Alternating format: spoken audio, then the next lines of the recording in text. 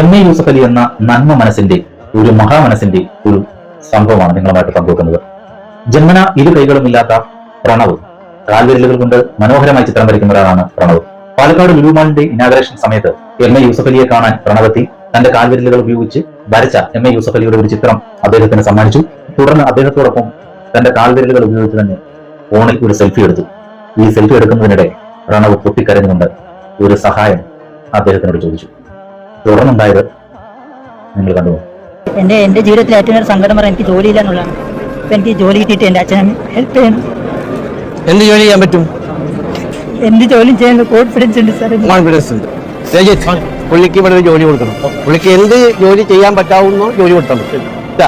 പുള്ളിക്ക് കംഫർട്ട് ആയിട്ടുള്ള ജോലി കൊടുക്കും. അടുത്ത ഇതുപോലുള്ള ആളുകളിലൂടെയൊക്കെയല്ലേ നമ്മൾ ഈശ്വരനെ കാണുന്നത്. എന്തായാലും ഇത്തരത്തിൽ ഒരുപാട് നന്മയുള്ള കാര്യങ്ങൾ ചെയ്യാൻ അദ്ദേഹത്തിന് ആയുരാരോഗ്യ സൗഖ്യം ഈശ്വരൻ നൽകട്ടെ.